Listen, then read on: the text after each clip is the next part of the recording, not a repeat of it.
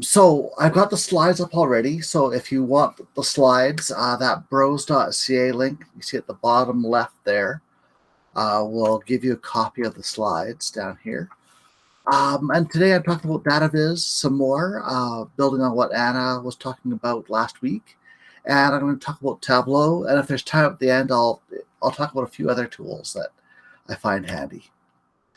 And so there was a great introduction there. I'll skip this.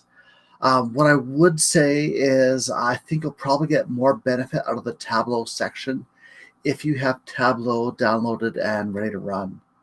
So if you want to start right now, go to tableau.com/product/trial, and then fill in an email where you see this red arrow here and get that downloading and installing if you don't have it running already. That'll let you just run and follow along with the stuff I'm doing, which really is kind of the benefit of this over just watching someone else do it on YouTube. I guess the other thing I'll say is that feel free to ask questions in chat at any time or jump in on audio. Really, it's always great to know where things aren't making sense. So please do. The other thing is when I get into the Tableau stuff, I get excited about what I'm doing, and I try and do everything twice, but sometimes I'll miss that, and you won't see where I've clicked. So don't hesitate. Just say stop, back up, rewind, and I'll just go over it again, being more clear on where I'm clicking things. So with that said, I'll get started. But again, yeah, please jump in at any time if you have any questions at all.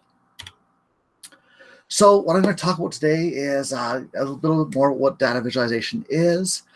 I'm going to talk a lot about encoding data. So that's where we, what is this process by, we take this data in a spreadsheet or something and then make it into a visualization. How does that work? I'm going to talk about some of the underlying sort of theory of that. Then I'll talk about Tableau. And the reason I talk about encoding data is Tableau really does some of the nicest job of making that encoding data process transparent. And then if there's time at the end, I'll do some data viz tools, some other ones. So I always like to start with definitions because people think about data visualization lots of ways. I have a whole bunch up there. What I'm going to talk about a lot today is McCormick, where he talks about data visualization being the transformation of the symbolic into the geometric. And that's kind of the cool thing about when we're visualizing, we're making this 2D geometry out of our data. And so when we're doing visualization, we have to think about what that transformation is and how we're doing it. Bertin has another one, artificial memory that best supports our natural means perception. And there's a couple good things in that. It's an artificial memory. When we have data in a table as a bunch of symbols, we have to sort of load that into our memory and remember it. Whereas when we start drawing that out on screen, we don't have to remember it actively. We can actually just see it, use our perception to pick it up. And then the bottom one is kind of the more recent computer-based one. We have these computer-generated interactive visual representations of data to amplify cognition. And that amplify cognition is really cool because, we're using data visualization to make ourselves smarter so that, we can look at this big data set that's really hard to understand and sort of skip a bunch of steps, let our visual system sort of figure that out and jump to these sort of high-level questions about our data. So I just like this quote. It's Hal Varian at Google. And, it used to be the hard part was getting the data, but now it's being able to understand it, visualize it, and communicate the data that's important. If we can't extract value, what's the good of all this data? So we need to really make sure that we can do those things. So I like to take this just as an example of where data visualization is super useful. So this is a famous example. It's called Anscombe's Quartet. And basically there are 4 sets of numbers, and there's XY coordinates here. They could be anything. Kind of the more important thing is they all have the same mean and they all have the same deviation. And so if you're just looking at these, trying to understand what's the difference between data set A and data set B here, hard to do. Looking at these, you might see data set D, we've got a bunch of 8s and then a 19 and a bunch of 8s. So there's something happening there, but what about the rest? How are they different? Whereas, we visualize them with a simple chart like this, and you can see here, we've got standard kind of noisy data. Here we've got a nice clean data set, following something. Here we've got an outlier that's maybe an error. And then here we've got a cluster and an outlier. And, by just a simple visualization, we can sort of transform that data into a way we sort of instantly understand it and start picking out useful things about that data. So, data visualization, there's a lot of different bits and pieces. A couple different things you might encounter or hear of. One is a data graphic, and that's just basically where we take numbers and we make them a little bit pretty. So this is a pretty classic example from the library world, where we take some numbers and we change the font sizes and we make them look all pretty, but we're not actually doing any data visualization. We're just sort of communicating some numbers in a bit nicer way than just throwing them at the page. Infographic, that's where we actually go through like a design process to tell a story with data. And so, we kind of take visualizations, but then we sort of build on them to tell a story with them. And so it's kind of almost the step after you've done a visualization, you then sort of produce an infographic out of it. And that's kind of what Data Studio was doing, and what we'll do with dashboards and stuff in Tableau as well. So this really lines up with what Anna was talking about last week, is how do we make a good data visualization? Well, we have to know our data, we have to know our purpose, and then lastly, we have to decide how to encode the data. So one thing about, when we're thinking about understanding our data, we have to know how many attributes our data types. And I just wanted to slip in a little thing about data types here. Often we talk about 3 different types of data that we're trying to visualize. The first is categorical. So these are things that aren't numbers. So types of fruit is a classic one. And we have those types of fruit. We can't really compare them. They're just different types of fruit. And we might have other pieces of data like sales numbers or how many we picked associated with that. Next, we have ordered data. And so this is a bit like categorical data, but these ordered things that we're applying, they actually have an order to them. So shirt sizes is an example I'd like to talk about. We have small, medium, large. We can put them in order from smallest to biggest or vice versa. But we can't say that medium is like 2 times as much as small.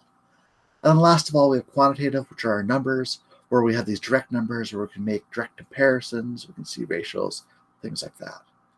So those are 3 sort of big types of data. So let's say at this point, you know your data, you know what your purpose is, you might know what who your audience is, what they want to see, what you think they want to focus on, or what you want to tell them. And then what I really want to talk about here is how do we encode that data?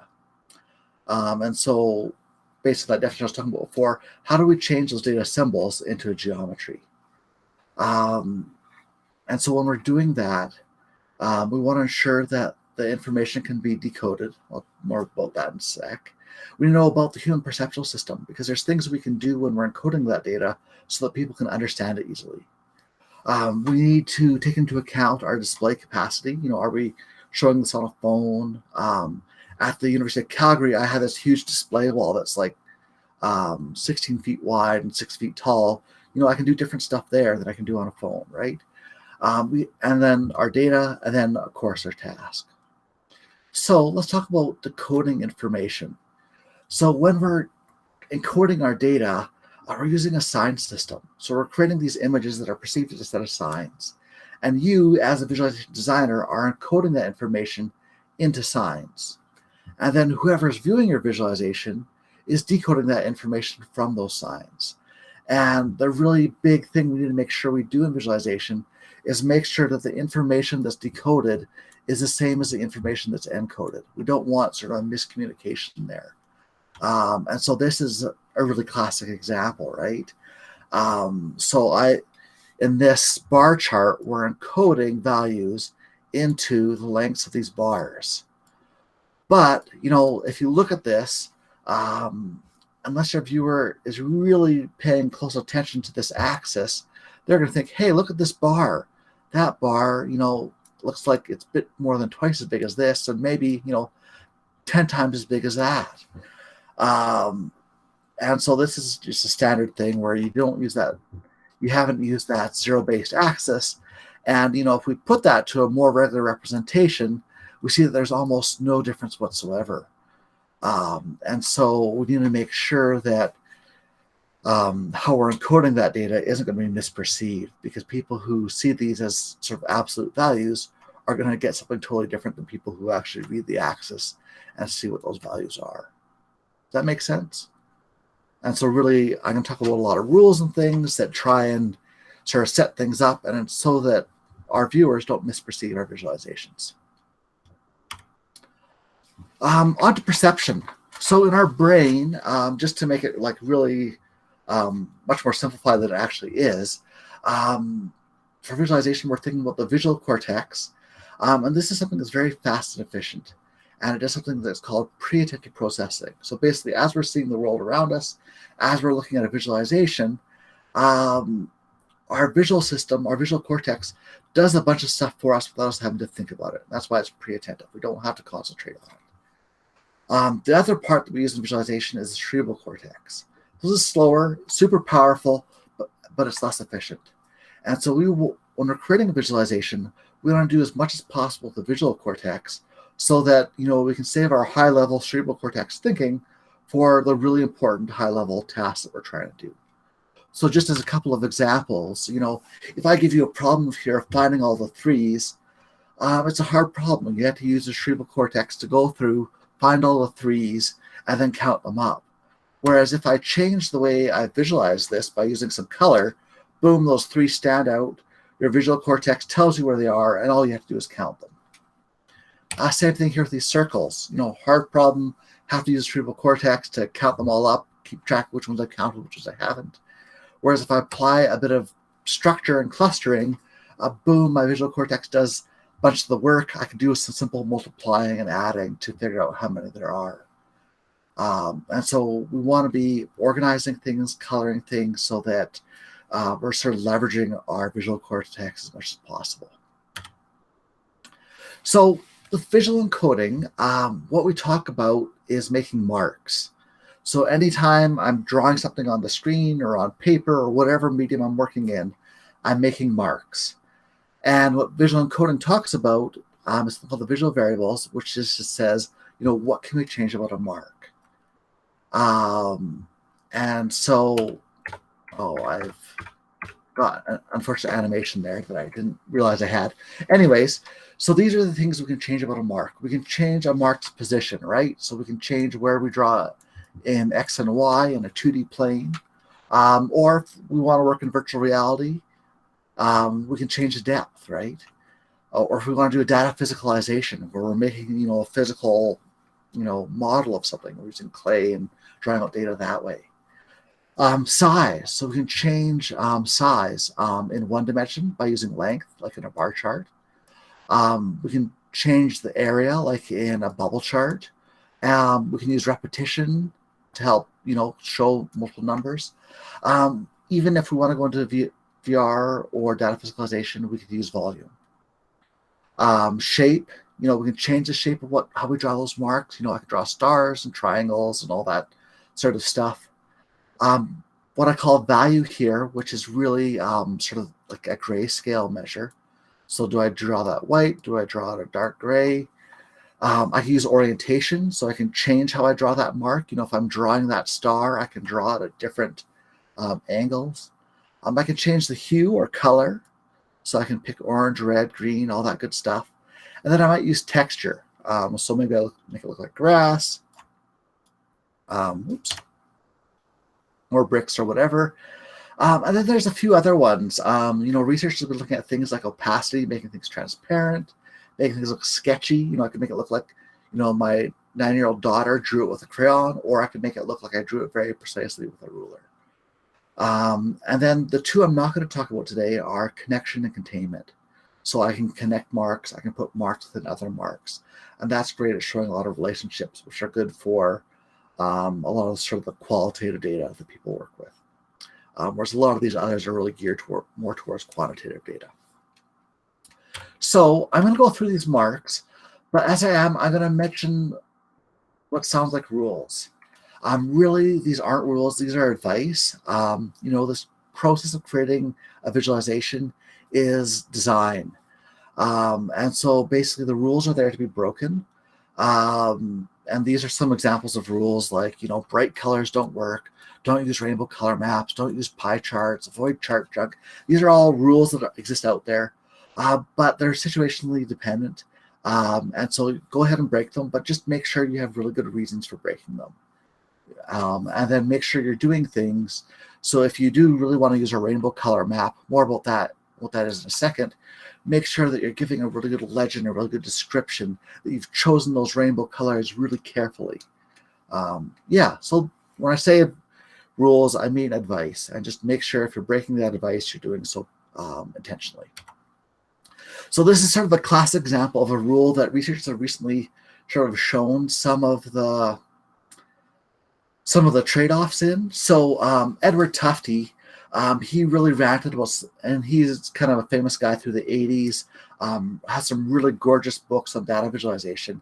And he really rants against what he calls chart junk. And chart junk is what you see here. It's where you take a chart that's simple, and then you make it look really fun. So, you got diamonds, you got this girl's leg, you got this monster, and they're somehow tied into the story you're telling, usually, when they're used well. And so his thing was, we need to do stuff more like this instead, because people are going to be able to better read these values and more accurately perceive your data when you do this chart like this, rather than doing something like this, where I can't, it's slanted, I can't compare it as nicely. So I think it's almost a decade ago now, Bateman and his colleagues, they actually did a study where they presented these chart junk type charts and these very boring type charts, and they had people measured on how accurate they were. And sure enough, as expected, they were a little more accurate when doing these really boring charts. However, they also had these people come back 2 weeks later and then tell them about what they remembered about the charts. And as you might expect, they remembered way more about the monster and about the crazy diamonds chart than they did about these really dry and boring charts. So there's always trade-offs we're making when we're doing these designs. And so, if you do want it to be remembered, break that rule about chart junk, but make sure you do it in a way that maintains accuracy as much as you can. So I'm going to go through all those visual variables, size, position, all that good stuff. I'm going to talk about selection association, order, quantity, and length. So by selection association, I just mean if I change that mark in that visual variable, is that going to let me pick it out with my visual cortex from other marks? I'll have examples in a second. Order, does it support ordered reading? If I have shirt sizes and I encode that to a specific visual variable. So if I encode that to say shape, can people look at those shapes and see the order that's in there? Quantities. So can I see the relationship between two of these marks as numeric? So if I'm looking at them, if I'm looking at two different shapes, does the one shape indicate that it's 3 times as much as a different shape? And last of all, length. How many of those can I use? And usually how many I can use depends on whether I want people to be able to select and associate those marks. And I'll have more about that, a really good example here to follow. So let's go right into it. Let's go into position. So when I do this in person, I actually do like kind of a pop quiz on each one and get you to commit by putting up your hand or not.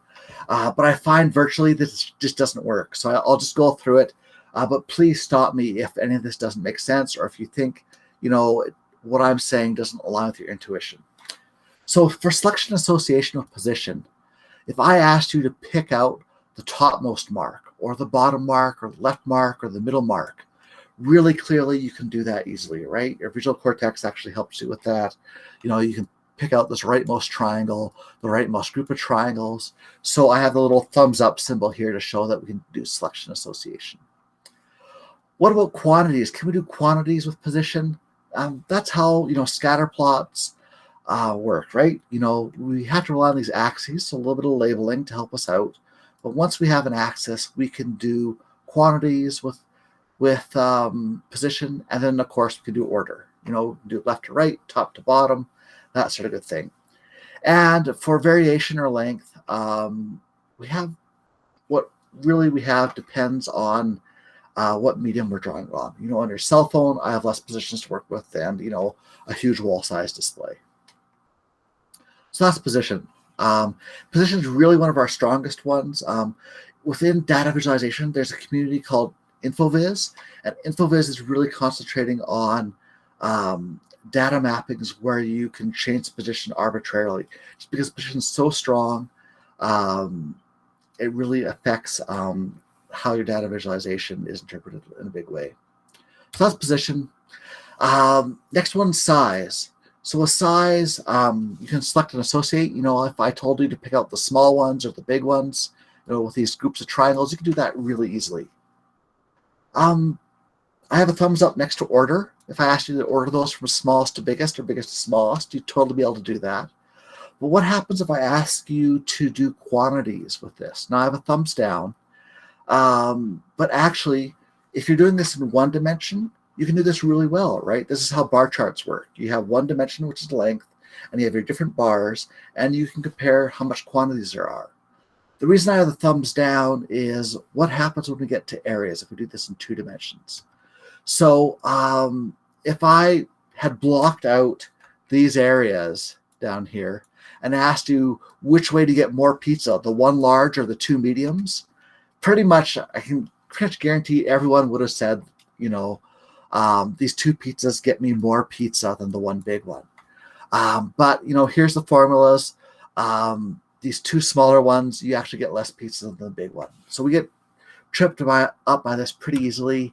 If we stick to like squares, we can sometimes get people to do this. But with circles, and then if we get to irregular shapes, it just goes out the window. If you're thinking about doing this in 3D with volumes, I call that the Tupperware problem. The problem you have your leftovers, and you're trying to pick out the Tupperware that's going to fit your leftovers. We're really bad at doing that. And then we're even worse at doing that if we just have a picture of the leftovers and a picture of the Tupperware. We have to try and match up those quantities, right? Hard to do. So for that reason, it really means we really shouldn't map size to a number. If I'm trying to show you sales data, I shouldn't map that to areas or to volumes. I might map that to length. Okay, so I've done that. And the last of all, variations. So really, I can have a whole bunch of different sizes. But if I want people to be able to do that selection association, if I want you to look at, a group of symbols I've put up and I have them at different sizes, if I use more than about 5 different sizes, so if I sort of bin them into 5 groups, small, slightly small, medium, slightly big, and big, if I group them into 5 groups, you'll be able to sort of cluster out and pick out, the slightly small group from the rest. If I use more than that, they've done sort of psychology studies and show that really dies after about 5. Once you get up to 20, so if I use 20 different sizes of symbols, you're going to mix up, the 19th from the 20th. You're going to start mixing up those sizes if they're positioned apart. So you should really stick to, 5 sizes if you want people to be able to pull that stuff out. Now, there are times where you use more than 5 sizes or even more than 20. If you have a bunch of bars, they're all over the place, you might, like a histogram, you might use more than 20, but that's just a hint that maybe you should have some ordering there that lets that comparison happen in a more regular way. So you're comparing things that are close together where you can really see those variations more easily. Shape. So shape, you can't do the selection association usually. And so my example for that is here. If I ask you to pick out this shape out of this group of shapes, this shape up here, it's a hard thing to do, right? Your visual cortex isn't helping you. And so for that reason, we say that shape doesn't have a selection association. Quantity and order, we also usually can't do shape. Now, sometimes you can do order. If my shapes I pick are the alphabet or Roman numerals, maybe I can do that. But you're starting to stretch things there. You're starting to break those rules. And so make sure you have a good reason for doing that. But I mean, the good thing about using shapes is we have basically an infinite number of variations. So I can use all sorts of shapes. I've got a whole pile here. I can create, an infinite number more. So if you need to show lots of different things, shapes are the way to go. Next to value, which is our grayscale. Now, I've said grayscale here. This might also be color saturation. If I'm going from a really pastel blue to a really deep royal blue, it's the same thing. And so we have selection association. If you're trying to pick out the darkest marks I've put in there or the lightest marks, you can do that, right? Ordering, if I ask you to order these ones from smallest to biggest or from lightest to darkest, you can do that, right? Everyone can do that really easily. But I have a thumbs down next to quantity, and sometimes that sort of trips people up. But kind of the key consideration there is if I ask you, how much, so let's say I've mapped these grays to values. If I show you this gray and I show you this gray, how much more gray is this one than this one? Is it twice as much? Is it 5 times as much? We don't have an absolute value built in. And this is something called Weber's Law. I don't know if anyone else has seen this optical illusion. You can take this picture into Photoshop.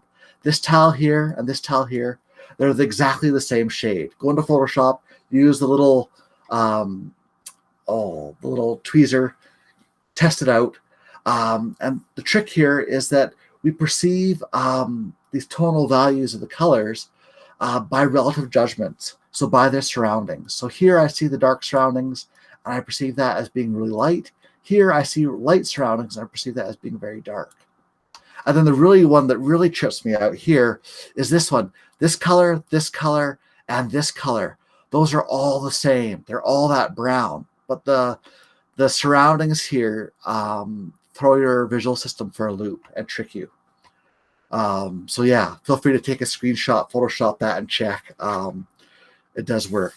So if our visualization is going to rely on us being able to see a specific shade of brown or of white,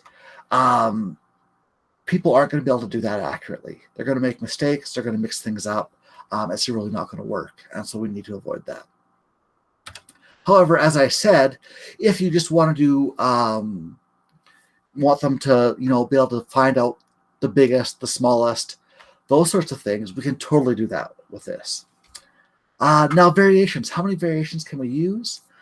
Usually you have about 7 shades. And then you're not going to be able to cluster and pick out sort of the groups of all the bright ones, all the middle tones, all that.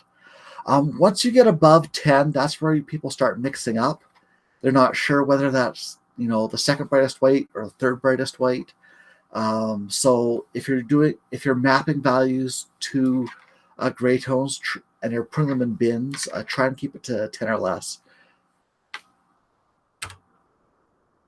Excuse me. And then the last important thing is that when you're applying grayscale to values, you have to do it in order. So in this map here, they've taken the values, but the values here don't match the order from lightest to darkest. And so if you try and look at this, where are the most deaths happening? Even looking at the legend back and forth, I can't read that. Whereas, if we order it correctly, it becomes far, far easier to interpret that map and see what's happening in it. Whereas this, you have to read it point by point. It's really hard to get trends out of it. So just make sure when you're using lightness to map an ordered value, an ordered data variable, make sure that you're using the order in the same order as the values, if that makes sense. So Will's just asking if I make the slide deck available. Yeah, I had the URL on the very first slide. I'll have it on the very last slide. And I'm sure with the YouTube video and stuff, it'll be posted alongside. So yes, they'll totally be available. Okay, so yeah, so if we order these correctly, it's going to be more useful. And our goal in visualization is always to make things easier and more useful. On to color.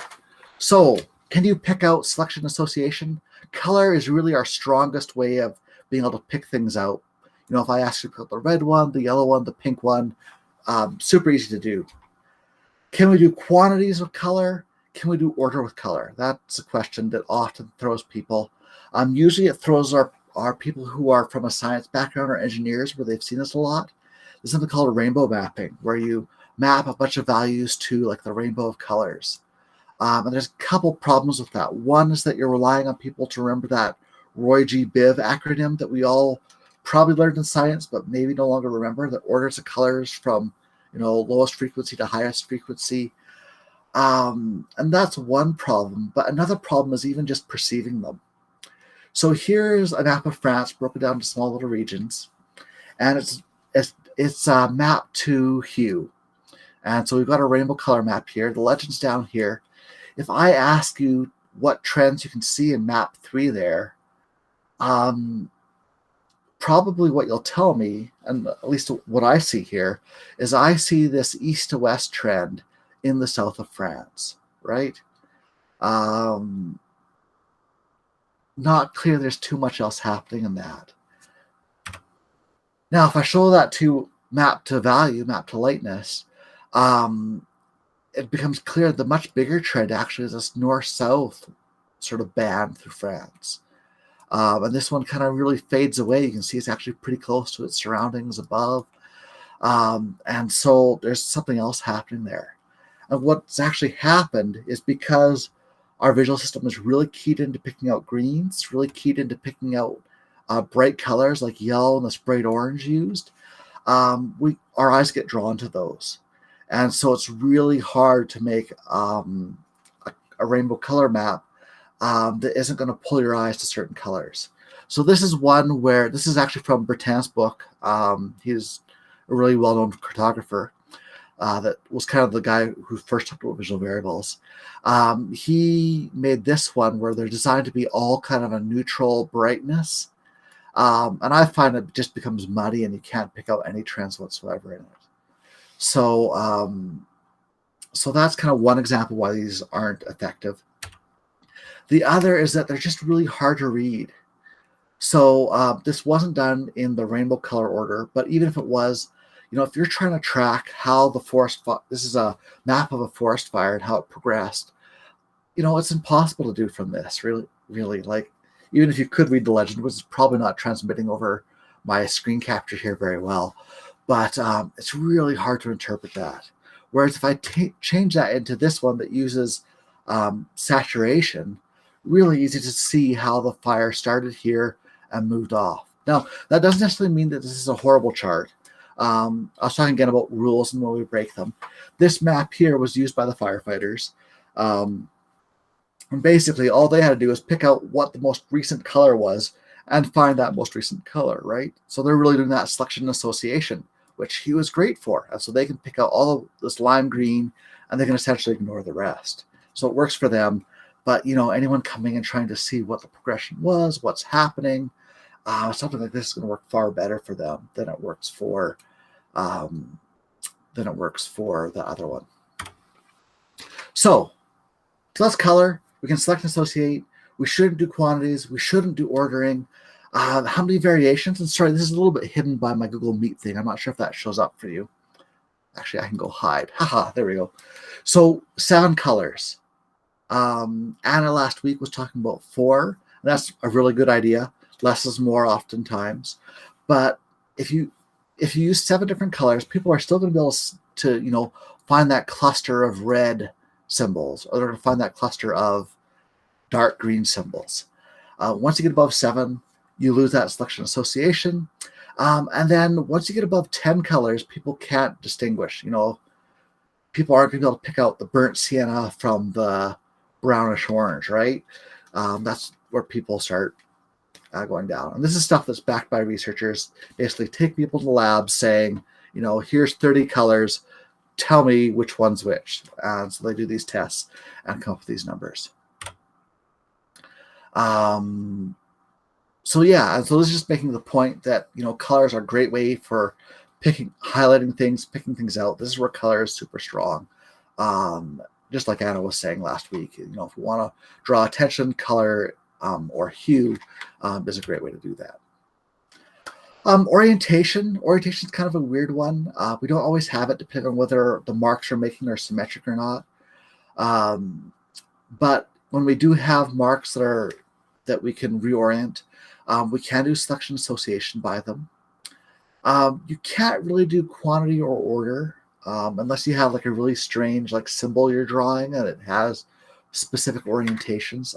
I'm struggling even trying to think of one where that make sense. In terms of variations, sorry, I deleted something off this slide. Usually we have to do sort of rotations of 45 degrees.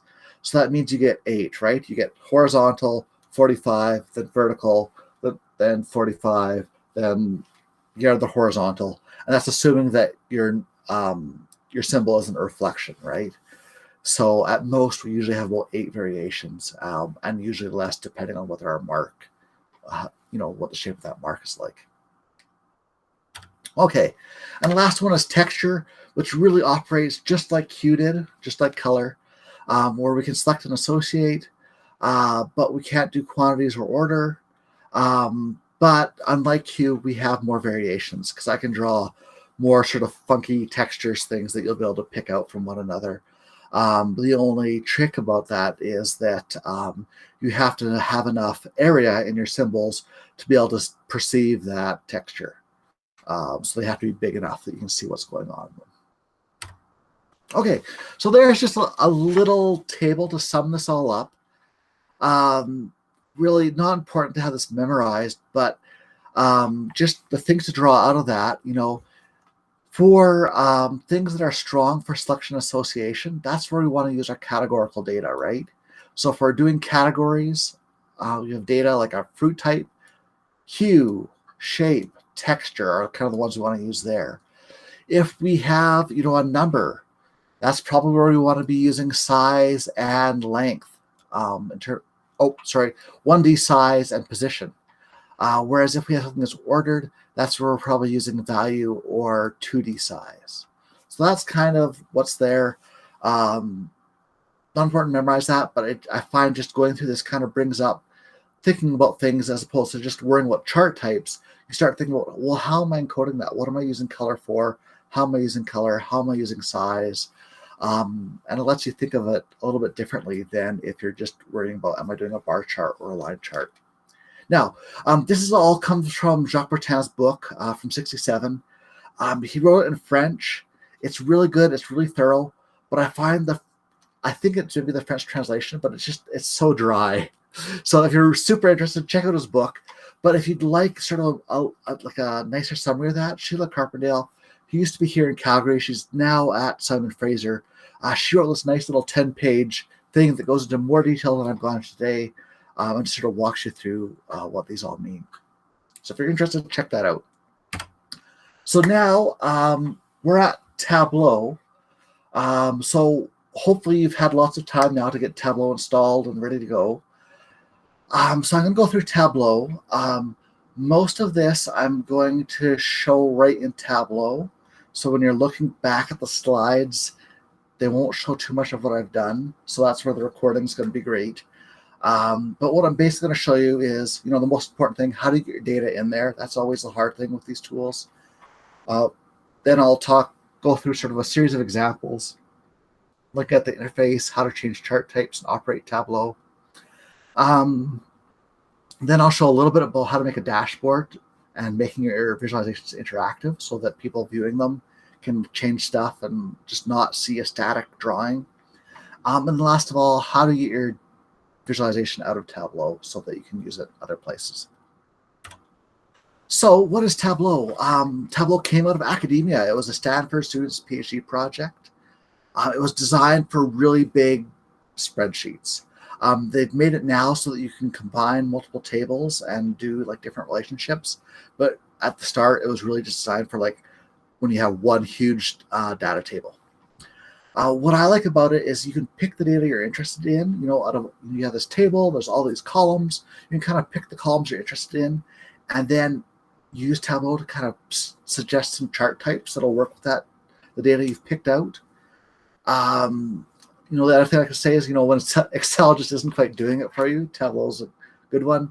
And of course, alternatives. You saw Data Studio last week, Power BI, ClickView is another popular one. So there's lots of these. But Tableau is kind of my favorite of them all. There are a pile of different versions of Tableau. So today, pretty much everything I'm talking about is going to apply to desktop and the public versions. Desktop, it's a standalone application. Windows, Mac, I think they actually do Linux too. The public is actually, it runs the same way. The only difference is when you use it, it puts all your data up to the Tableau public website. So if you're working with any confidential data, so health data, things like that, you don't want to use Tableau public.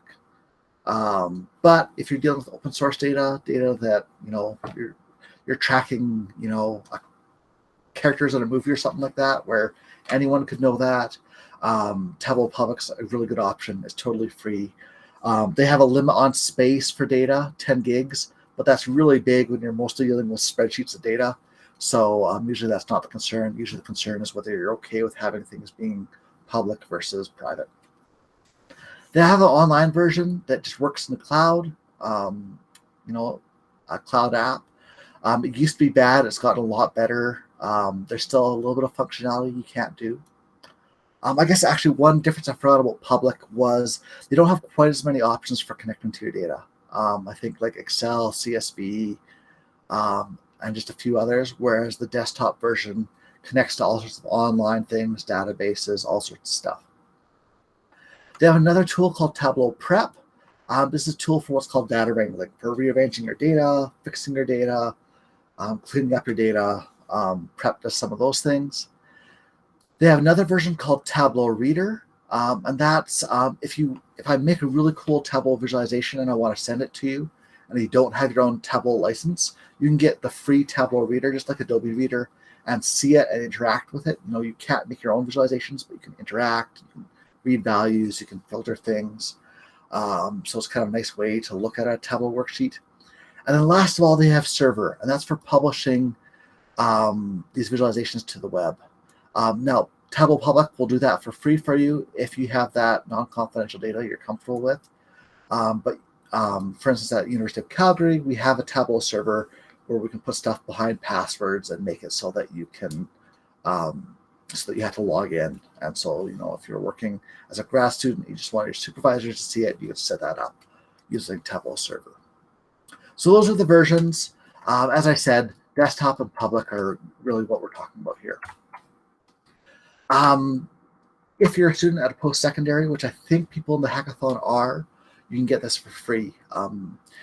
What you've probably downloaded off the link I sent out was the free 2-week trial. If you go to tableau.com/academic and click Tableau for Students, they'll give you a year license, and you can renew that as long as you're a student. They basically just check that you still have a Mount Royal or UCalgary email, and that you're active, and that you get another year of license. And so that's a good deal because Tableau is fairly expensive. So just to show you a couple different things, you can do cool dashboards like this. And what's neat about their dashboards is then you can select, queens and this graffiti thing, and then it'll update the pies and the stacked bars here to show what's happening with these queens things you've selected here. You can do really customized and dynamic things. This is one I saw that was doing a sentiment analysis on the Star Wars movie 4, where they went through, these are each of the scenes, and then the outer rim here is whether they're positive or negatively encoded sentiment analysis, and these show what characters, so really cool. You can create these radial layouts and things like that are hard to do elsewhere. So you can do really cool stuff. As you can see, they played with the fonts, the colors, you can adjust all that sort of good stuff. And then I want to show this one too. This is just an example where you can create visualizations with these interactive filters. So you can change the year, you can change what assets you're looking at. Here you can pick certain countries. And so you can create these points of interaction where the people viewing your visualization can actually not just see a picture, but they can actually dig into it and see what's interesting to them. So Tableau and data. You can get things in through files. Excel, CSV are the common files. I think there's some JSON it can do and things like that. It can do databases, so an Excel database or like a connection to your MySQL server, whatever you'd like. And then online sources, Google Analytics, Amazon Redshift. One I use all the time is Google Sheets. I create a Google Sheet. I have a bunch of people putting data into it, and I can do a live visualization of whatever's in that sheet. And so that's super handy. So here's where I just want to show you what that looks like to load it. When I have more time, I get people to actually download the file and do that. Because, we're working virtually, I'll just show you that on my computer just to speed things up a little bit. But yeah, so this is the interface in Tableau. If I want to do a server, like I said, there's lots of servers and things and online connections you can make. There they all are. Here's the files, I guess PDFs, JSON, as I said. In this case, I've got a CSV file. So I go into here, I want to load a text file. And then I've got this cool little text file called Calgary weather. And boom, it's loaded in. Nothing too fancy there. I'm going to pop back to the slides for just a second. So what this started as is an Excel spreadsheet. And so what Tableau expects in your data is that your top column is going to be your names of what all the components of your data are, right? So this is a date, year, month, day, data quality, max temperature, minimum temperature, all that good stuff. So basically assuming that. So if you download Stats Canada data and they take up the first, few cells with a bunch of data descriptions and the URL it came from and all that, Tableau's going to have some troubles. You might need to edit that file a little bit first. Yeah, so sorry, there's a zoom in where you can see it a bit better. But anyway, it's just temperature data, nothing too exciting. One important thing is Tableau needs sort of normalized data. And by that, what I mean is every row of your data set is an independent observation. So sort of the more easier to understand way to say this is you can't have cross-tab data where you've kind of aggregated some things up. Here I've got observations for different years. And so I'm doing net income really in 3 different columns. Well, that's maybe more easy to understand for a human trying to understand the table. Tableau is going to work way easier if you structure it like this, where this column is independent, it's always year. This one's always net income, and I don't have net income at 3 different places. It's all in one column data. And so it's a bit of a pain in the neck as a human to try and read that and see what's happening for one of these companies. But Tableau is going to make that easy. And that's where if you have data like this and you need to get it formatted to where Tableau can read it, Tableau Prep is going to help you out. Tableau can understand a lot of different data types. So numbers, of course, text, dates, times, and then it'll auto-recognize a lot of different geography. So if you call your column latitude or longitude and you have a bunch of numbers in there, it'll figure out that you have GPS coordinates.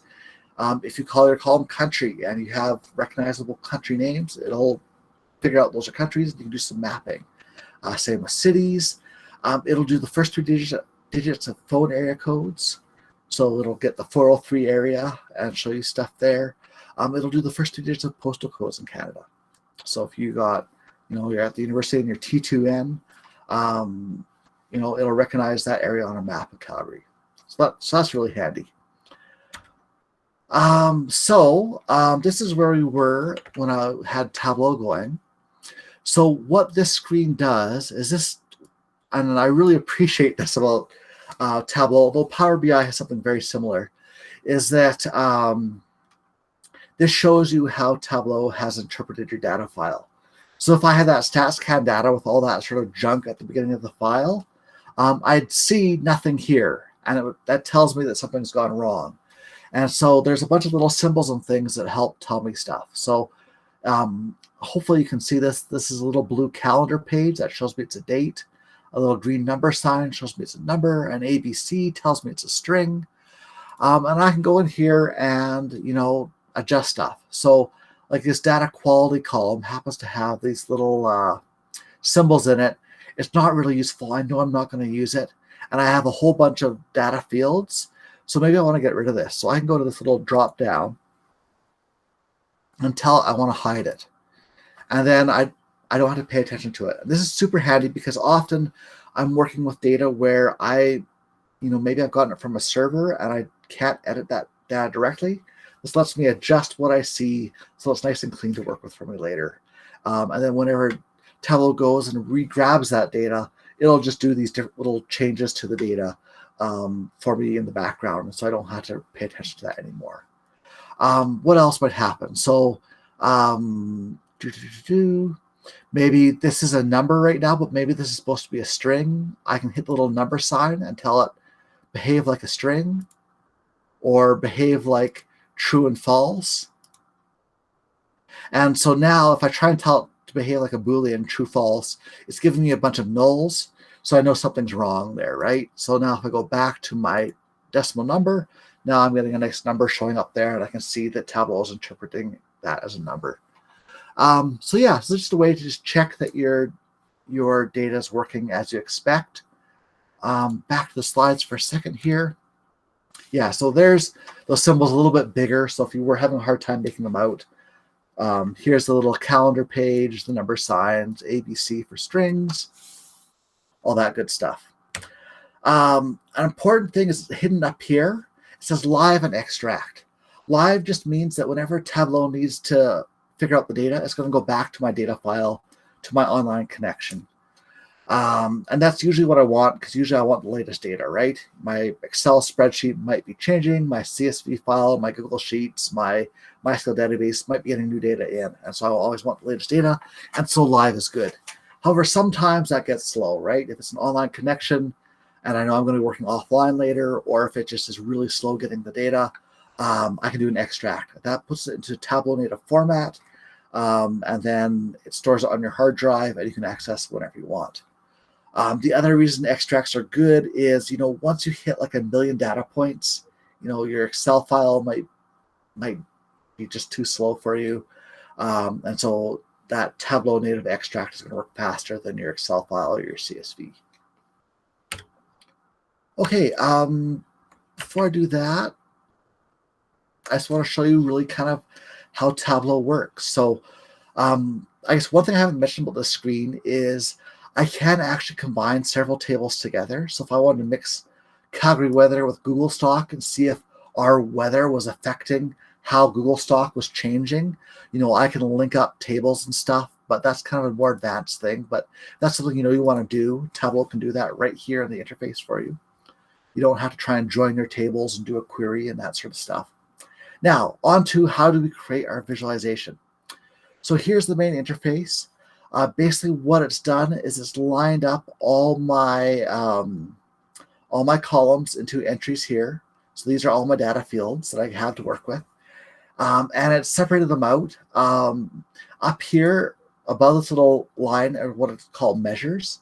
And so those are basically all my things that aren't numbers. Or if they are numbers, they're things that I think are discrete, like months and days, where I'm not treating them as like a quantitative data variable, like we were talking about in the slides that I presented previously. Down here are the measures, and these are basically all our numbers.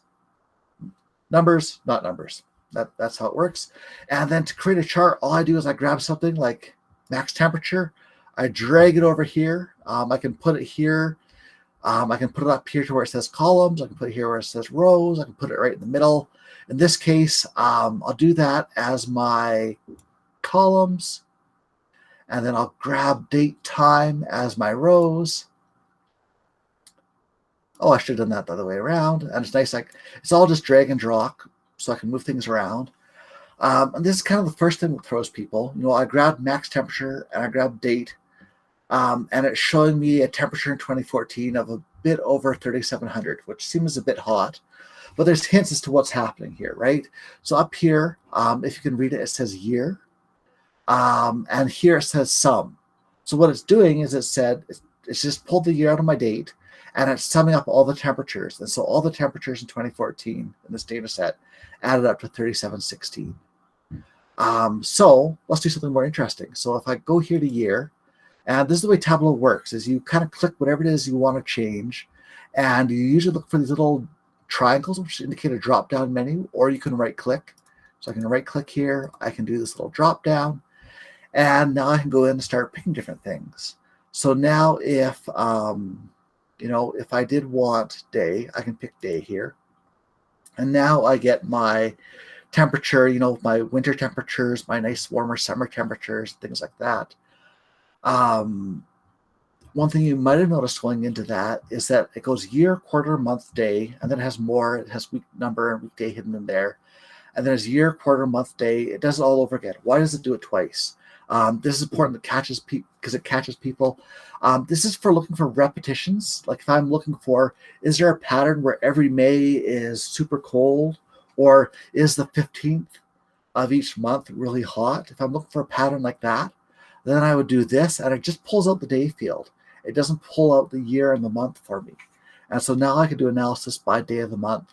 The one in here I like using is weekday. So if I'm looking, if I want a hot day, I better, go to a Thursday, right? It tends to be a little bit hotter than the other days of the week, just on this data set. Now here I've got some, so it's summing these all up. So I got temperatures in the 500s and 600s. If I don't want a sum, I can go over here, look at that little triangle, and change the measure from sum to an average, medium, max, min. I've got all those different stuff. Do an average, works out the same here. Okay. So again, back here, I can change in here to going to month, and now we get our monthly average temperature, as opposed to sort of a breakdown of what happens every June. So so that's this little temperature data set. Now that I've shown you a little bit, I'll go back and just sort of highlight some of the stuff in the interface that I want you to be able to sort of pick out. Up in this top left where I've got it circled, you can actually have several data sets hooked in at once. And so that's where it'll show you what data set you're working with, as well as if you have many. Here are all your tables and columns. We looked at that. Down at the very bottom of that, you can do parameters. That's kind of a more advanced topic. If you want to have like if you want to be able to control a date that we're showing this bar chart on, you can create this sort of interactive parameter that changes, and you can interactively change. That's what that's for. You may never get to that far. It took me a long time to get to where I was playing parameters. Pages, usually use that if you're trying to create like an animated bar chart that changes over time. You drag your date to the page, and then you can sort of page through your data. Filters, that's for filtering out parts of your data. So it's always good to check that little box there and just see, is there any of these little, we call these pills, these blue and green pills, is there anything there? If it's blank, I'm looking at my entire data set. But if I see something there like sales, that sort of cues me in that I've filtered out part of my data set. Marks. This is why I did all that data encoding stuff at the beginning, and why I like Tableau is because it uses the same language. Here I can change how I'm coloring, how I'm sizing, how I'm labeling, and basically I can drag any of those data fields to that marks widget and then color. In this case here, I'm coloring by category. And so I can drag these up here to map those different data fields to different aspects of my visualization. So yeah, I've got my pills up here. That's just showing me what I'm putting my rows and my columns. That's for setting up your chart structure. This is called the Show Me menu over here. You can actually drag that around so it can change position, but there will always be kind of this top part of it where you can click it to get it to sort of come back home. And you can also minimize it and expand it. So, and that's used for changing what chart type you're using. A couple other handy things. I didn't mention it before, but there's a little tab here for analytics. And this is good for if I want, an average line or a constant line, or I want to show like distributions and things like that. I'll find that sort of stuff under analytics here. Up here, I always drag one data field to rows and columns and get it mixed up. So if I want to swap my rows and columns real quick, like I want this bar chart to be horizontal instead of vertical. I can just click that and swap them. Another little handy one is sorting order. So if I want to sort these bars from smallest to biggest, I can hit those. And then Tableau is designed to work in a presentation mode. So if I wanted to present these, at a conference or something, I can hit present mode. It'll get rid of all the UI, and it'll just show the visualization and legends and things. So that's kind of a handy thing if you haven't seen it. So I mentioned dimensions and measures. So basically, measures are our numbers, dimensions are everything else. And way down here, so if I go back to the full interface, way down here, we have these buttons, and those buttons are important. The first one is for adding a new worksheet. A worksheet is where we create a single visualization. Then the next one over that looks kind of like a little grid is a dashboard for combining several worksheets together. And then the last one is a story where we can create a sequence of worksheets and or dashboards to walk people through a data story of some sort. Okay, so with that, let's start playing in Tableau. And here's where you can follow along if you'd like. So what I'll get you to do, I'm going to make this totally full screen. I'm going to go File, Close, and I'm not going to save that weather stuff. And so when you fire up Tableau, you should be here. And so Tableau has some built-in data sources.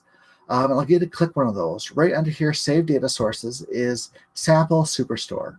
So I want you to click that. And that's just going to load in a sample data set. And it has a bunch of different stuff that's kind of useful to show a bunch of things in Tableau. So if you click that, you should end up here. And just so I remember to do things twice, I'm going to go File, Close, and just show that one more time. So in this blue side panel, I went to Sample Superstore and clicked it. Okay, so this is data for a store selling stuff. Nothing terribly exciting, but it's got some interesting things. Something I haven't shown yet is it's got several tables. So I've got orders, people, and returns. You don't need to worry too much about them, but it's going to do dimensions and measures on each of these in order. And they've done all the work to link them all together, so I can just use them like I would use any other thing. They've got some parameters down here, just nice to work with. Okay, so let's create a really simple bar chart.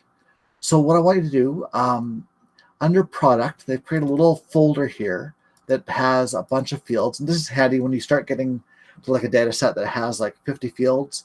It's nice to be able to put them in folders so you don't have to scroll through them all, right? So they have these little folders set up. And I can go here, and in here you'll find a category.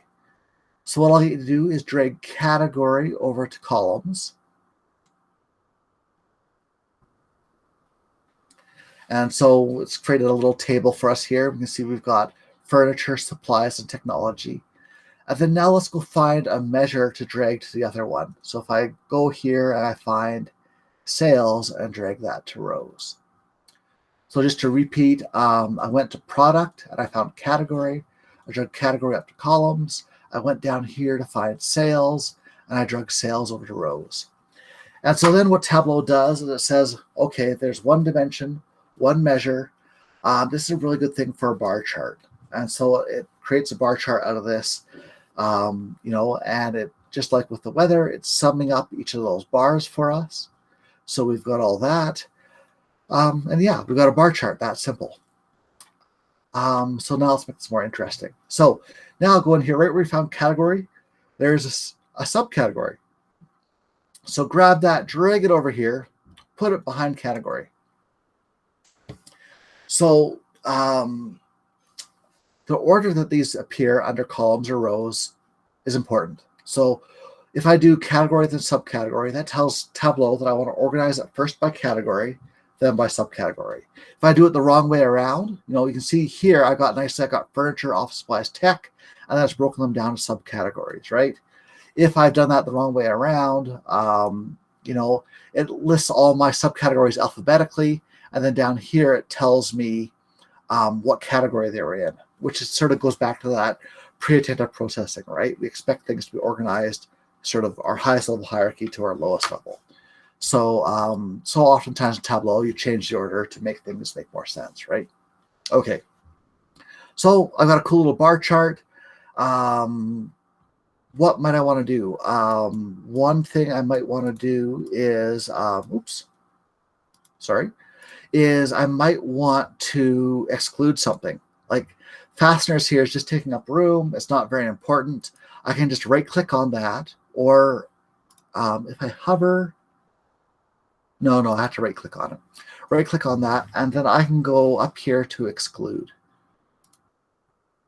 And now that's gone. And you can see actually up here under filters, it says exclusions, category, and if we double click on it, it would tell us what category we excluded. So yeah, so just to repeat that, I right clicked, I went here to exclude, and I got rid of that. The other side of this is I can go right click and I say keep only and just keep one thing. Really boring bar chart, but I can do it. Another thing you'll probably see me using a lot is I have forward and back buttons just like a browser. So if I want to undo stuff I've done, I can just hit back to go back to where I was. And that's super important when you're dragging and dropping things. Sometimes you drop things where you didn't mean to. Yeah, so that back button is a lifesaver. I'm just motoring along here. Any questions at all? Again, please jump in on audio if there's anything here where you just missed where I clicked or it's not looking the same to you. Please feel free to pop in anytime. So bar chart, a little bit more exciting than it was, but it's still pretty boring. So let's start using these marks. So let's color these by what category they're in. So I go here, grab category, and now I've colored it by category. And so, it's still, my bar chart structure reflects this, but it just reinforces that structuring, right? So I can really see the different categories. Alternatively, I could go down here, I could grab something like profit and drag profit up to color. And now I've colored these based on how much profit I'm making. If we look up in the right here, it'll tell you, it gives you an automatic legend showing you what the values correspond to. I was railing before about using hue for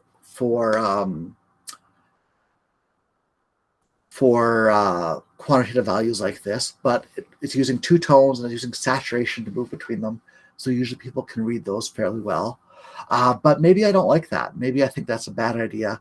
If I want to change how it's colored, I can go up here to this little legend. And again, here's my little triangle pop down. I can click on that and say edit colors. And now I can go in here and I can pick different color schemes. So if I do want to make it like a grayscale, I can just do that. And then if I hit apply, now I've got a boring gray coloring to this. Maybe I want to do like a counting style, reds and blacks. And, rather than having red at the bottom, I can reverse it and do red at the top. I can play with all that sort of different stuff. Maybe rather than a full gradient, I want to separate things into bins. And so I can do like a stepped color here and do a number of different sort of bins of color. So I can play with that sort of stuff. And there we go. The other thing is, this is automatically figured out what color the range should be. But if I want to change that myself, I can go here to advanced and tell where I want the start and end of that. So maybe I want the red and black to go, from 0 to 100,000. And now I won't be able to see those things losing money as easily, but I've got that own thing that I wanted to do. So you can totally customize that how you want. And this is probably the feature that I find in Tableau more than other visualization platforms, is this ability to click the thing that's bugging me and make it change. Keep doing that. So what else? I can sort these. What else do I usually show? Oh yeah, so I can change all the fonts and font sizes here. So like, this is a pretty small font. I can right click here, and whenever you want to change fonts, styles, colors, whatever, the menu I'm looking for is format. So if I go to format, it puts it up here, and I can change this font to, a size 24 font. Or that's too big, let's go size 16. So yeah, so you can play with all that. You have to hit this little X to get out of the format menu and back to your data. Oh yeah, one other super important thing. So here we've got our data, and we can see tables are losing money. Now, if I'm familiar with this data and I'm not sure that that should be the case, I can actually bring up my original data set. So I can go here, click on this, or hover over it. And then this little thing, keep up, keep and exclude. There's some other things for other stuff, but the important one here is this one at the end. It's called View Data. If I click that, I get this little panel here that shows me just what I'm showing in my chart for this one. But the important thing is if I click down here to orders, so that's this orders table, now it's going to show me the orders table, and it shows me all the rows of data that it has combined to make that column in my bar chart. So I can get to that original raw data and see how it's come up with that number and see what's going wrong. Great way for finding errors in your data set when you get unexpected things, right? Is I can go in here, find out what's going wrong, and then go back to my data set wherever it is and fix it. The other thing is sometimes I really want to filter a data set, and whatever platform is on is a pain. If I can bring it into Excel easily, I can just go here and export and just use that to export just the tables data. So that's kind of handy sometimes too. Yeah, so that's a boring bar chart. I can go here, I can rename this something. So maybe I'll go down here to this sheet 1 tab, rename and call this bar chart. Okay, let's go and do something else. So if I right click on bar chart and I can say duplicate, I'm going to do that just so I have a number of charts at the end. So when I show you a dashboard, it'll look more cool than if I just have fewer ones. And now let's go to the show me menu. So the show me menu is up here. I've hidden it. You can always click it to hide it or to show it. You can drag it around, you hit the little X to make it disappear, and it's always back here. So these are kind of the main chart types. Tableau can do more types of charts than this, but these are kind of the ones that it'll recommend and go to. You have to kind of get fancier to do other types of charts. But yeah, so this is kind of the usual working stuff. So you'll see some, if your data is set up like this, some are colored and some are not. And that's just Tableau telling me that based on that I'm using profit, sales, category, and subcategory, these are the chart types that will work with that. So, I can't do a Gantt chart that's not highlighted here because I don't have a date. And it says it wants a date for line charts. For maps, it wants a geo, it says down there. So it wants something that has geography to it, right? Makes sense. And here I can only have one measure, and because I have two, I have profit and I have sales, I can't do a highlight table. So if you're missing stuff in there, go create a new sheet and then pick the types of data that it wants for that. So what I encourage you to do is go in here, click around. Here's a bubble chart, packed bubble chart, bullet charts. And every time you click, Tableau is going to guess at how to lay things out so that it makes sense. Now, sometimes it's not very effective. My pie charts here are the world's most boring pie charts, which is colored bubbles, but often it does well. And this is something I really like over Excel and over a lot of other things, is it makes us really good guess at what sort of chart might work well with what I'm working with. Yeah, so explore a little bit. I'm going to do a tree map, and so if you want to end up at tree map, make your way there. So this is called tree map. I always like to show this because this is, people maybe haven't seen tree maps. I think they didn't come about until like the late 80s or early 90s. So they've only been around for a couple decades, and like bar charts have been around for centuries. But what's happening here, and I can look at the marks thing to help me out. So it's got size to profit. So the size of each of these boxes is showing me how much profit there is. The color is also profit. And then it's labeling. That's what this little T means, is label. So it's labeling these regions based on category and subcategory. So each box is labeled by category and subcategory. It actually does a hierarchy. So you can see little spaces. So these 4 boxes here are all technology. Here's my office supply category. Here's my furniture. And then it's got detail for sales. That's what this, I'll talk more about that one later. Depending on what ones you click, you might have got something different. But let's, a big problem here is I've got size to profits, but it's giving me this little flag down here telling me there's 3 negative profits.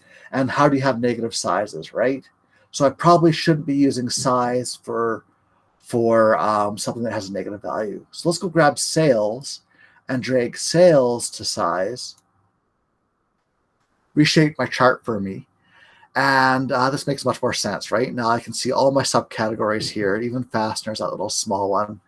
And now it's colored by profit.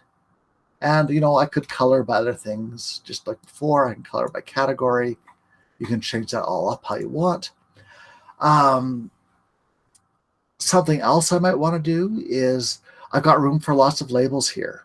Right now I have labels for category and subcategory. But, you know, I might want to actually just read my profits right off the label. And so I can drag profit up to label here. And now it's showing my profit. Maybe my quantity. You know, I can drag all sorts of stuff up here. If you don't like the way that works, I can just click label. And here I can edit the text. So I can go into here. And it's just saying it's doing profit, category, sum, quantity. You know, maybe I want to say profit, colon, and what the profit is. And I hit OK. Now I can see it's done that for me. I can change my font sizes.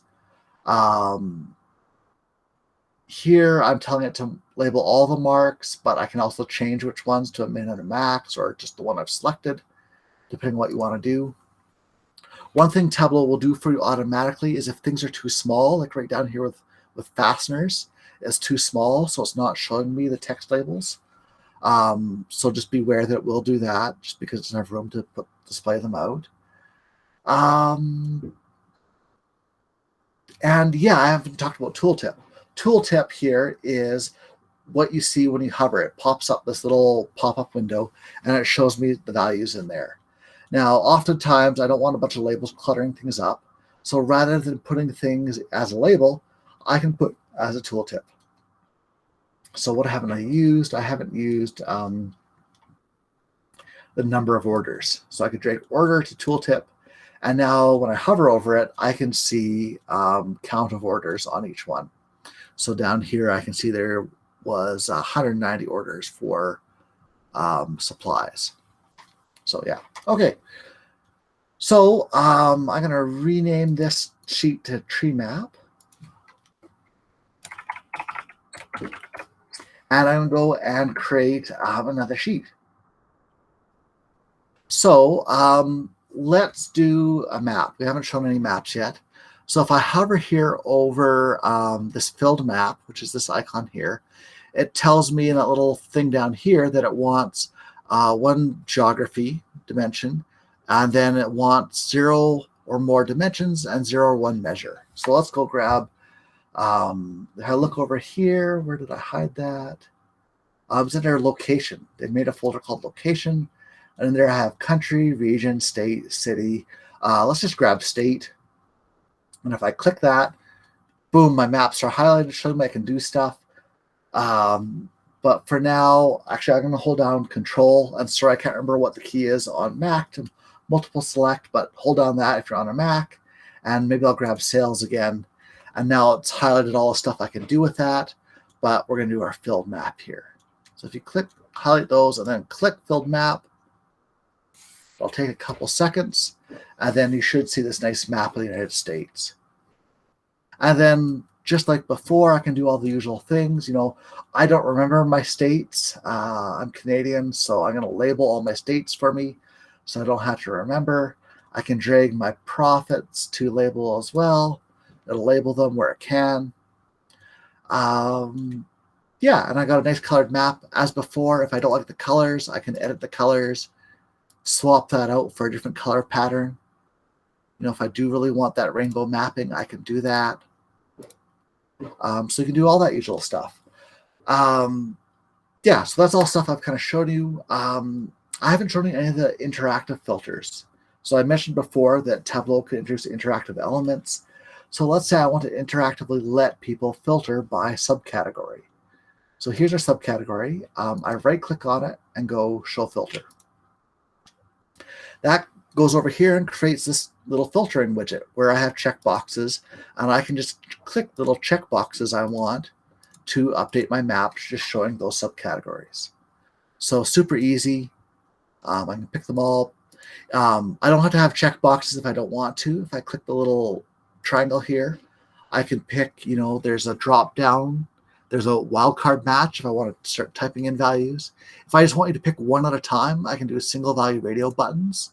So now I can only have one of those subcategories at a time. So you can sort of enable that for people using this any which way you like. Yeah, so that's a map, and that's doing, take it back to these checkboxes. Okay, that's a map, and that's doing filters. Now, if I just want a filter that wasn't controllable, what I can do, like let's say I want to get rid of a certain city. I can drag city up here to filter. And now it's going to give me the list of all the cities in here. And I can select that I want to exclude Appleton. I really don't like Appleton. So I can go OK and filter that way too. But I always find it's really useful to be able to have these interactive ones. And then anyone using this chart that I've created who doesn't want to have the same filters I have can just adjust and narrow into the data they're interested in. And just like before, if there's something weird happening, like New York, I don't know what's going on there, I can click it, I can view data and go in and see what's happening in my raw data to get that. Okay, I'm going to rename this to map. And I'm going to do one more here. And this is kind of one of the things that usually slows people up. I'm going to make a scatter plot. And if you look at the Show Me menu for our scatter plot, it wants 2 to 4 measures. So I can go grab 2 measures. I'm going to grab sales and profits. And this is the part I find that sort of catches people the most is, and we've seen this a couple times already, is that it's summing everything up for you. And so here I've got profits and sales, and it's just added everything up for me. And how do I get it to show the things I want to see? And basically the way you do that is by dragging your dimensions to marks. So if I want to split up my scatter plot here by city, I can drag city to shape. And now it's made different shapes for all my different cities' names. And there were so many, it's repeating them. That's okay. And it's going to subdivide my profits and my sales to each of these marks, right? Now, the one thing on here with marks I didn't talk about was detail. Detail is where you want to split up by that data variable, but you don't want to change what the mark is. So if I want to show all my different cities, but I want all the cities to look the same, that's what detail's for. So yeah, so if you're wondering what detail's for, that's that. But yeah, so now I've got all my cities. Maybe I'll change the size of each of those marks based on the quantity. And then I can color them by profit, and just like we were doing before. Now, by default, it uses these hollow circles. I don't like those. So again, I can go to shape here. Maybe I'll hit in the filled one. I could also go to a square one. And so now I can see all those. They're a little bit small on here for me. So I can click size here, drag that up and make it bigger. I got a lot of overlap. So I can go here to color, and I can adjust the opacity of the colors. And so now I can start to see through some of these a little bit. So that's kind of fun. Yeah, maybe I want some labels. Maybe I'll label them by what state they're in. So you can do all those usual things we were doing before. Okay, any questions at all about that? That's just like a super quick walkthrough of creating some charts. The one last thing I want to show you in Tableau before I go into getting your charts out of Tableau is a dashboard. And so basically, the idea of the dashboard, you create all your nice sheets, each one showing a visualization, and then basically you grab them here and you drag them over.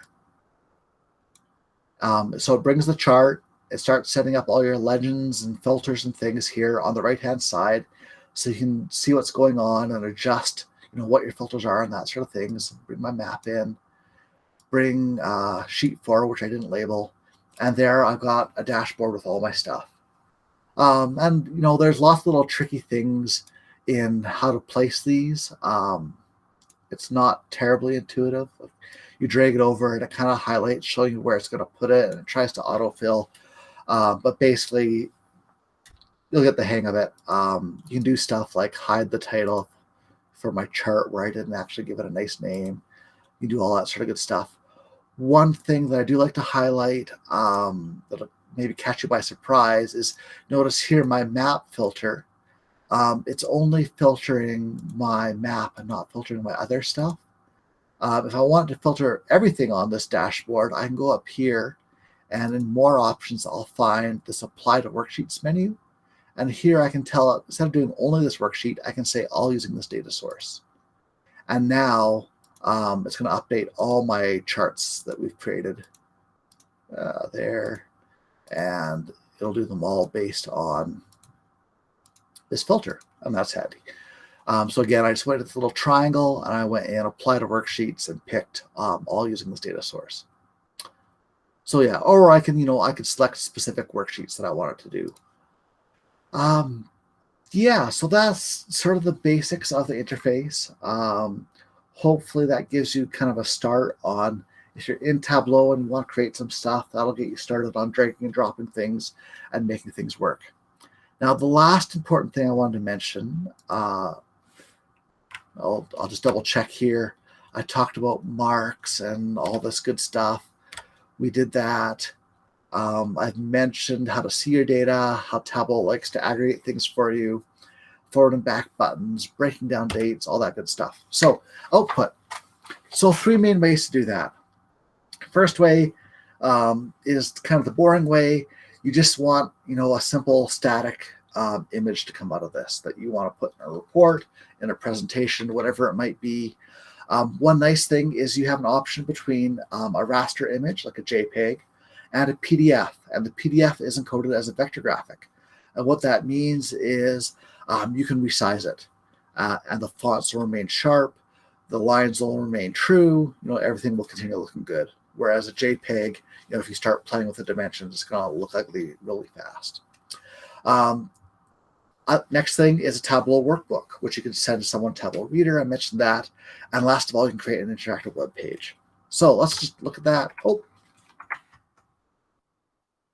So if I want to get this bar chart out, let me undo my filters here. So now that I'm in here and I've set those filters up to apply to all worksheets, they do apply to all worksheets as I'm in them. So if I want to get this out of here, the simple way is I go to Worksheet, and I can go Export, and then if I just want my data, I can do that. But if I want an image, I go Export Image. And now I can choose what elements I want to include. Do I want the title? Do I want the view, which is the chart? And then Tableau will automatically generate you a caption that'll write up, what filters are being applied. It's auto-generated, so it's usually kind of janky, but sometimes it's useful. Do I want the color legend? Other things that might be on there. And then you can pick out how that's laid out. There's some different layout options. And I do that. I hit save, tell it where I want to save it. And then boom, I'll just bring that up so you can see it. There we go. So I've got a nice little JPEG that I can use anywhere really easy. Now, better way is to get a PDF out of it. So to get a PDF, you go into File, and you say Print to PDF. And I can do my entire workbook at once, or I can just do whatever sheet is highlighted. So I'll just do my bar chart. One trick here is that you want to make your paper size unspecified. If you do any of the other options, it's going to chop your chart up into several, 8.5 by 11 or whatever paper size you have chunks. And usually that's not what you want. Usually you want all your bar chart to be on one page. And then I hit OK, and it asks me where I want to save that, and away I go. So yeah, so that's, you can get a PDF that easy. Okay, next thing is the Tableau workbook. So how on a workbook, I can just simply save this, and Tableau creates these TWB files. That's a workbook. Usually what that'll do actually is that just saves the Tableau information. It doesn't save the data. So for someone else to use your TWB file, they have to have the same data file or data connection as you. And often that's a pain in the neck, right? It's in a different folder. You could say, send your Excel file and send the TWB, and then they'll try to open it and they'll say, oh, it wasn't in the folder I thought it was in because it's on a different computer. And so they'll browse and they'll get to the Excel file, and it can kind of work. But an easier way to do this is you can create a packaged workbook. File, export a packaged workbook. This is a TWBX, and basically this just extracts the data and includes that in the same file so that your data and your visuals are all there at once. And so, if I was emailing this to my supervisor or to my manager, I'd send them a TWBX, so then they don't have to find the data and enter in a password if it's an online connection and all that good stuff. So yeah, so that's those workbooks, and those I can open in Tableau Desktop. I can open them in Tableau Public if I'm willing to have them become public, or I can open them in Tableau Reader. And Tableau Reader standalone, it'll keep the data private. The last one is an interactive web page. So basically, I can export this to Tableau Public, again, if I'm willing to make it public. To do that, I go up here to Server, and my font DPIs are a little bit wonky, so it's hiding Tableau Public, but it's actually right here at the very bottom. I can go Save to Tableau Public, and boom, that'll create a website showing me all my sheets here in Tableau Public. And then, as I said, anyone there can right-click and go and view your data and get to your data that way. If you have access to Tableau Server, you can sign into that server through the sign-in thing and put in your server information here. You just URL, and away you'll go that way. So that's how you do that if you have access to Tableau Server.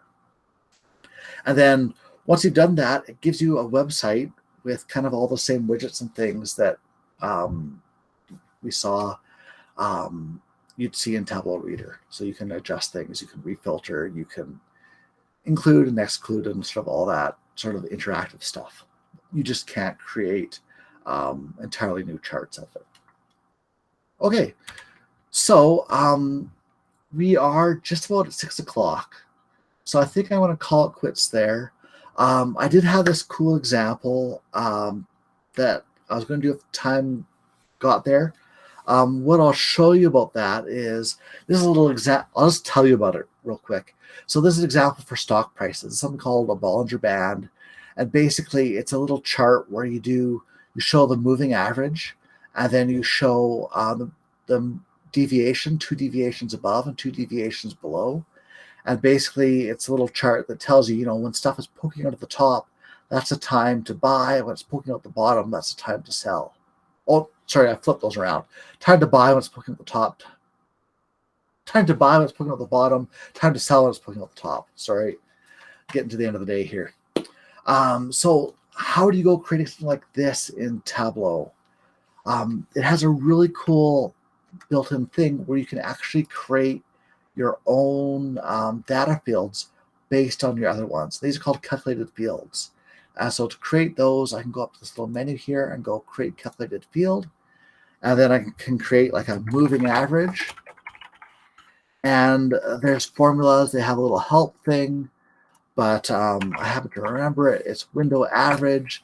and I say what field, so my my average stock price or whatever it might be, and then how far back and stuff. And so I can start entering my own formulas to make new data fields based on my data fields I have already.